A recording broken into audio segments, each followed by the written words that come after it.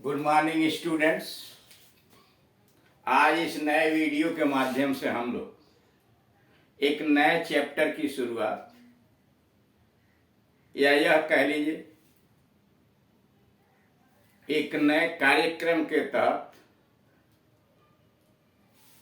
हम लोग speaking English के विषय में जानकारी प्राप्त करें। How to speak English fluently, धारा प्रवाह अंग्रेजी आप कैसे बोल सकते हैं, उसकी क्या विधाएं हैं, क्या कला होनी चाहिए, क्या क्या हमको करना चाहिए, इन सारी चीजों के विषय में चर्चा करेंगे। आप जानते हैं कि अंग्रेजी आजकल अघोषित रूप से विश्व स्तर की भाषा बन चुकी है और जितने भी अच्छे पोस्ट हैं बगैर इसके काम नहीं चलना। अगर आप अच्छे पद पर नौकरी कर रहे हैं या अन्य किसी प्राइवेट सेक्टर में भी, आप अपने देश में है, विदेश में है, कहीं भी है, यह एक ऐसी भाषा है जो कहीं भी लिंक हो सकती है। तो इसलिए यह आवश्यक हो जाता है हर व्यक्ति के लिए कि अपने स्टेटस को बढ़ाए रखने के लिए, बातों को समझने के लिए और अपनी बात को दूसरों तक पहुंचाने के लिए इस भाषा का ज्ञान होना चाहिए। बात केवल ज्ञान तक नहीं है, हम कैसे अंग्रेजी बोलें, सामने वाले को कैसे जवाब दें, उसकी बातों को कैसे समझें कि हम एक सभ्य व्यक्ति समझे जाएं, यह आवश्यक हो जाता है। यह हो सकता है, यह किसी केवल बच्चों के लिए वीडियो नहीं बनाया जा रहा है, यह सबके लिए बनाया जा रहा है, जो अंग्रेजी जानते हैं, जो अंग्रेजी नहीं जानते हैं। जो नहीं जानते उनके लिए भी है, जो जानते हैं उनके लिए आसान काम है, वह तो साथ चल सकते हैं, लेकिन जो नहीं जानते हैं उनको जीरो से स्टार्ट करना पड़ेगा। लेकिन इतना तो जरूर है कि आप एकदम जीरो अंग्रेजी भाषा ही नहीं जानते हैं, उनके लिए तो बहुत कठिन काम है। केवल बढ़ा चढ़ा के कोई बात कह देना कि हम 20 दिन में सिखला देंगे, 7 दिन सिखला देंगे, 30 दिन में सिखला देंगे, सब बेकार की बातें। यहां कोई भरमाने वाला काम नहीं होता। अगर आप जीरो से हैं तो आपके पास टाइम तो लगेगा, आपको परिश्रम करना पड़ेगा। अब यह है कि कैसे आप सीखेंगे, क्या क्या करना चाहिए। सबसे पहले बात समझ लीजिए, डिटर्मिनेशन, दृढ़ संकल्प कीजिए कि मुझे सीखना है।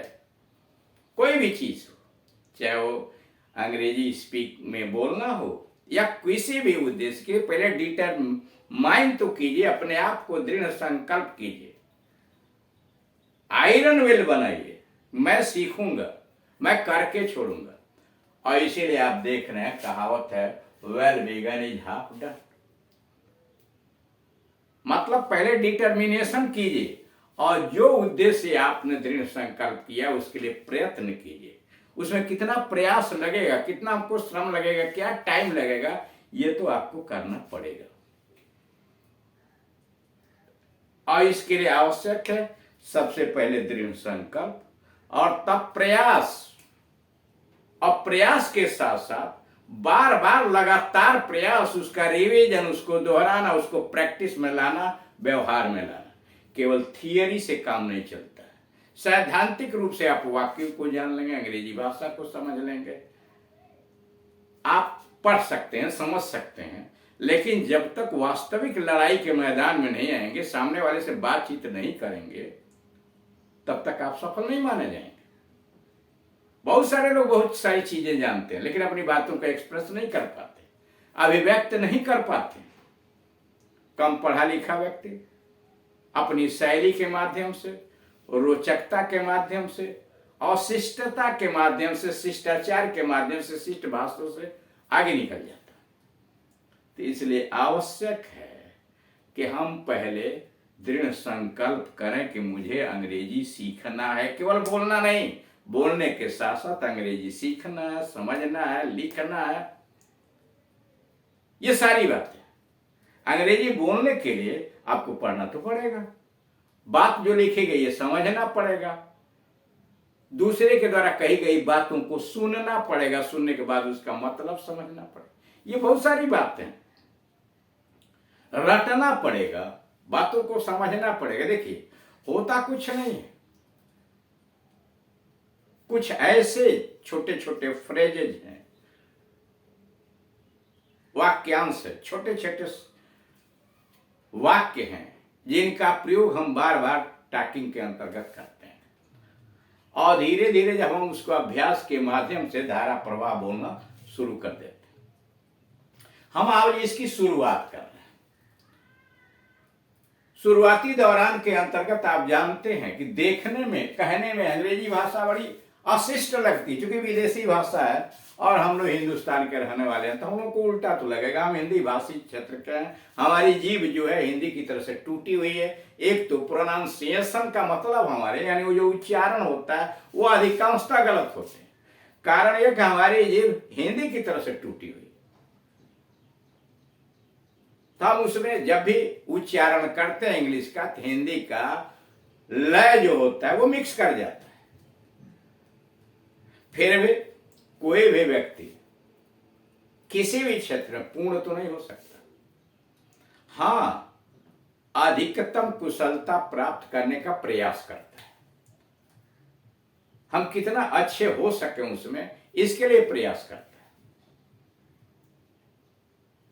एक हमने उद्देश्य बनाया, और उद्देश्य यह बना how to speak English fluently. हम अंग्रेजी कैसे धारा प्रवाह बोल सकें, कैसे बोल, क्या तरीके हैं उसके। इसके लिए सबसे जरूरी बात है कि ये कुछ टॉपिक्स दिए गए हैं।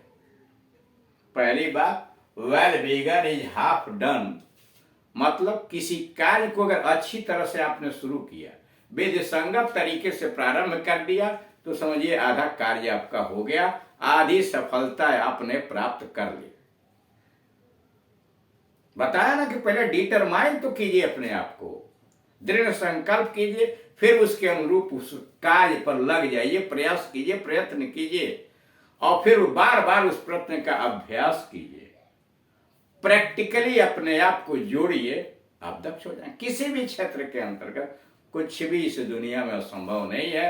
नेपोलियन ने कहा था कि डिक्शनरी से असंभव शब्द निकाल के बाहर करो, आप भी निकाल के बाहर कीजिए।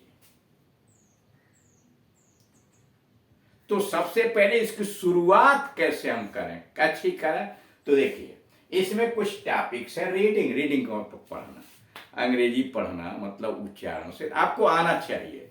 और ये कैसे होगा? प्रैक्टिस से होगा। वो प्रैक्टिस कैसे? पढ़ने का मतलब यह नहीं कि मन में भुनर भुनर आप पढ़ते चले, नहीं, बोल बोल के पढ़िए, तभी तो उच्चारण होगा। दूसरे के सामने बोलना होगा, तो जब आप बोलेंगे नहीं तो बोलने की प्रैक्टिस कहां से होगी? मन में तो सभी पढ़ते हैं, अब चूंकि आप स्पीकिंग में आ गए तो बोल बोल के पढ़िए, कुछ भी पढ़िए। पत्र पत्रिकाएं इंग्लिश में जो दी गई हैं, कहानियां हैं, नावल है, ड्रामा है, प्रोज है, उसमें यह नहीं कि यही पढ़िए, उसको, उसका उच्चारण करिए और उसको समझने का भी प्रयास किया। और उसके बाद राइटिंग होनी चाहिए। अगर आप लिख नहीं सकते, अच्छी भाषा नहीं है आपका, ये लिखने का मतलब उसकी स्पेलिंग आपकी आनी चाहिए।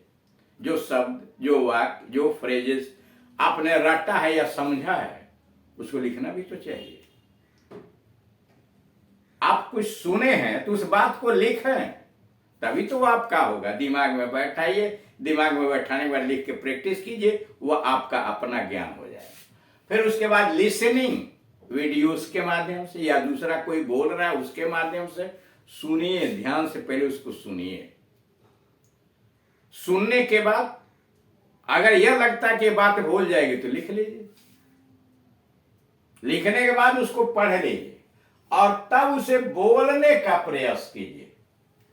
स्पीकिंग, वह जैसे सामने वाला सुन के आप भी बोलने का प्रयास कीजिए। छोटे बच्चे जैसे बोलते हैं वैसे ही आप भी सुन के प्रयास कीजिए। ये तो है आपके रीडिंग, राइटिंग, लिसनिंग और स्पीकिंग। लेकिन हमने उसको बदल दिया है। कहां से शुरुआत करेंगे? तो सबसे पहले लिसनिंग। मान लीजिए छोटे छोटे फ्रेजेज, वीडियोस के माध्यम से आपको दिए जा रहे हैं। छोटे छोटे वाक्य स्पीकिंग में वही होता है, पहले छोटे छोटे वाक्यों से फ्रेजेस से शुरुआत की जाती है, जो दैनिक दिनचर्या हमारी उससे शुरू की जाती है। सवेरे जब हम बिस्तरा छोड़ते हैं तब से लेके और रात तक जब तक सो नहीं जाते हैं, विभिन्न प्रकार के काम है, विभिन्न प्रकार के क्षेत्र है, घरेलू काम है, ऑफिस का काम है, रास्ते का काम है, विद्यालय का काम है, वहां कहाँ कहाँ किस चीज की जरूरत पड़ेगी, वहां अंग्रेजी हम कैसे बोले, ये दिन भर उसका अपना। अब वो क्या, पहले आप सुनिए, वीडियोस को देखिए, सामने वाला जो उच्चारण कर रहा है, बोल रहा है, उसके अनुसार बोलने का प्रयास कीजिए, उसको समझने का, यानी सबसे पहले लिसनिंग पर आइए और उसको सुन करके आप बोलिए। स्पीकिंग आप भी वैसे बोलने का प्रयास कीजिए और फिर लिखिए। बोलने के बाद लिख लीजिए, उस ज्ञान को अपना बना लीजिए और तब लिखने के बाद रीडिंग, बार बार उच्चारण करके पढ़िए, बोल बोल करके पढ़िए कि आगे आने वाले समझ में आए। और रीडिंग के साथ साथ मतलब भी समझिए, यानी अन्य कोई किताबें दी गई हैं तो उसके पढ़ने के साथ साथ समझिए, सामने वाला जो बोल रहा है उसकी बात को समझने का प्रयास। ये समझेंगे तभी आप, जब आपको वोकेबुलरी पर, शब्दकोश पर आपका अधिकार होगा, अधिक से अधिक शब्दों पर आपका अधिकार होगा, उसकी मीनिंग जानेंगे, हिंदी अंग्रेजी मीनिंग जानेंगे, तभी आप इस विषय के अंतर्गत कुशल हो सकते हैं। अब इसमें इतनी बातें निकल के आई कि अंग्रेजी भाषा के अंतर्गत शब्दों का ज्ञान, यानी अधिक से अधिक वोकेबुलरी, फ्रेजेज का ज्ञान, वाक्यों का ज्ञान, टेंसेज का ज्ञान, भूत भविष्य वर्तमान। आखिर आपको बात वाक्य जो बनाएंगे वह वर्तमान काल में, भूत काल में और भविष्य काल में, विभिन्न कालों में आदमी जीता है, वर्तमान में भी जी रहा, पात्र में जी रहा है और फ्यूचर के भी परिकल्पनाएं बना रहा है, तो उसके लिए वाक्य तो अंग्रेजी में चाहिए। तो इसलिए आवश्यक हो जाता है कि आपको टेंसेस की जानकारी होनी चाहिए और अंग्रेजी ग्रामर से संबंधित जितनी बातें हैं वो सारे ज्ञान होने चाहिए, तभी तो आप जितना ही अधिक भाषा के ऊपर आपका कमांड होगा, उतना ही धारा प्रवाह अपनी बात को आप एक्सप्रेस कर सकते हैं, बोल सकते हैं। काम चलाने के लिए 1500 छोटे छोटे, 1500 क्या 100-200 छोटे छोटे सवेरे से शाम तक जिन वाक्यांशों का या वाक्यों का प्रयोग होता है रट लीजिए और मिक्स करके बोलते रहे, तभी कहा जाएगा। लेकिन वो फ्लुएंटली नहीं हुआ केवल इंग्लिश में बोलने के लिए, तो आपको उसके ग्रामर और ट्रांसलेशन पर कि जो विचार आपके मन के अंतर्गत उत्पन्न हो रहे हैं, उन विचारों को आप इंग्लिश के अंतर्गत कैसे व्यक्त करेंगे, यह आवश्यक हो जाता है। हम आते हैं अब यहां मुख्य टॉपिक पर। यो तो आपने देख लिया कि आप पहले दृढ़ संकल्प कीजिए, फिर प्रयास शुरू कीजिए, फिर उसका अभ्यास कीजिए और तब धीरे धीरे आप उस रास्ते में बढ़ते चले जाएंगे। हम आज पहला दिन इसलिए स्टार्ट करें कि हम आपसे ये नहीं कहेंगे हम 1 महीने में सिखला देंगे क्या, ये आपके ऊपर निर्भर करता है कि आप हमारे साथ चल पाते हैं, नहीं चल पाते हैं, कैसे। वीडियोज आपके सामने, आप कोई चीज अगर 1 घंटे में तैयार कर लेते कोई बात नहीं, किसी के लिए वही 4 घंटा लगता है, 2 दिन लगता है, ये तो उसके अपने क्षमता पर आधारित है। अब यहां आइए, अंग्रेजी भाषा जैसे कि आप जानते हैं रूखी मानी जाती है, लेकिन ऐसा नहीं है। हिंदी में हम लोगों का क्या होता है, किसी से उंगली टच हो जाती है, किसी से शरीर स्पर्श हो जाता है, दबा के निकल जाते हैं, हम अपना अपमान समझ लेते हैं। अंग्रेजी में ऐसा नहीं है, अगर ऐसा आपने कह दिया तो असभ्य माने जाएंगे। थोड़ी सी उंगली भी टच हो जाती है आदमी सारी बोलता है। इंग्लिश भाषा के अंतर्गत मान लीजिए 2 व्यक्ति हैं, ए और बी, होता क्या है अब देख लीजिए। इसमें छोटी सी बात के लिए कितना सभ्यता प्रदर्शित किया जाता है। मान लीजिए आपको कलम की जरूरत है, गिलास दूध की जरूरत है, पानी की जरूरत है, तो आप सीधे नहीं कह देंगे give me a glass of water, give me your pen, ये तो असभ्य व्यक्ति हो जाएगा। आपको प्लीज या काइंडली लगाना पड़ेगा। आप किसी से थोड़ी सी सहायता चाहते हैं, उसकी वस्तु लेना चाहते हैं, तो प्लीज और काइंडली लगाइए। इसलिए आप कहिए a glass of water please, या give me a glass of water please.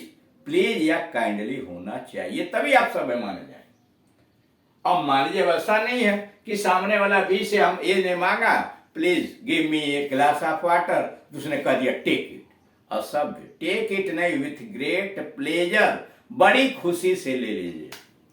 क्या हुआ अगर हम यह कहते हैं may I have your pen please, क्या आपकी कलम मैं ले सकता हूं? May I have your pen please, क्या मैं आपकी कलम ले सकता हूं? तो आप कहिए, आपसे मांग रहे हैं विथ ग्रेट प्लेजर, कलम भी दीजिए और कहिए बड़ी खुशी से, विथ ग्रेट प्लेजर, बड़ी खुशी से।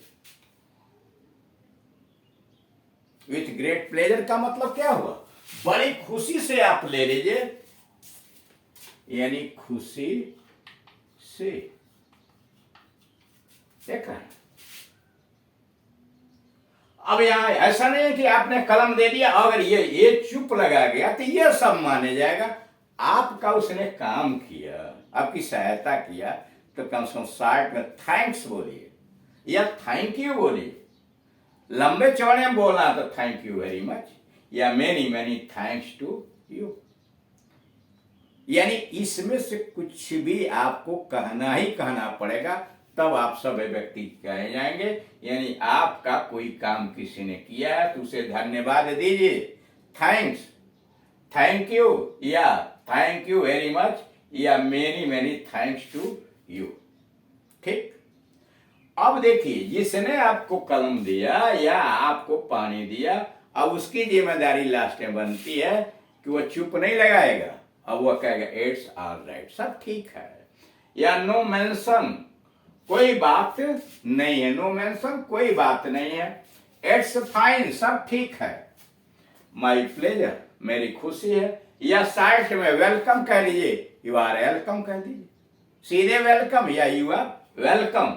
यानी इनमें से कोई बात आपको कहनी ही कहनी पड़ेगी। तो यानी इस तरह से आप देख रहे हैं कि सभ्यता के मामले में पीछे नहीं आएंगे कि आप छोटी सी बात के लिए कोई कलम मान लीजिए कलम मांगा, पानी मांगा, तो आपने प्लीज लगा के मांगा और उसने दिया तो बड़ी खुशी से विथ ग्रेट प्लेजर, यानी जैसे मान लीजिए आपने कहा है ग्लास ऑफ वाटर प्लीज, पानी दिया नौकर या किसी ने आपको, तो कहेगा खुशी से ले लीजिए विथ ग्रेट प्लेजर। तो आप उसे थैंक्स कहें, उसने आपकी सेवा की है, आपको सामान दिया है, और तब वह व्यक्ति आपको इट्स ऑलराइट, नो मेंशन या it's fine, my pleasure, welcome या वेलकम में से कोई न कोई एक चीज जरूर प्रयोग करेगा, तब जाके बात समाप्त। तो अब इस प्रकार से आप देख रहे हैं कि अंग्रेजी भाषा के अंतर्गत भी सभ्यता कूट कूट के भरी हुई। अब यह कि कैसे हम उसमें आगे बढ़े, तो इसके लिए ग्रामर का होना जरूरी है, ट्रांसलेशन आप हिंदी से अंग्रेजी में बना सकें, और सबसे बड़ी बात है कि कुछ छोटे छोटे शिष्टाचार के वाक्यों को, नमस्ते बंदगी के वाक्यों को, फ्रेजेज के वाक्यांशों को, मुहावरों को आप उसे समझें, रटें, पढ़ें, उसका बार बार अपने बातों में प्रयोग करें। आप धीरे धीरे कुशलता की तरफ बढ़ जाएंगे। हम अगले वीडियोस के अंतर्गत कुछ शिष्टाचार के वाक्य, सवेरे से शाम तक किस तरह से नमस्ते बंदगी करते हैं, क्या क्या प्रक्रियाएं होती हैं, किन किन शब्दों का प्रयोग करना है, इस सारी चीजों का ज्ञान अगले वीडियोस के अंतर्गत हम स्टार्ट करेंगे। Thank you.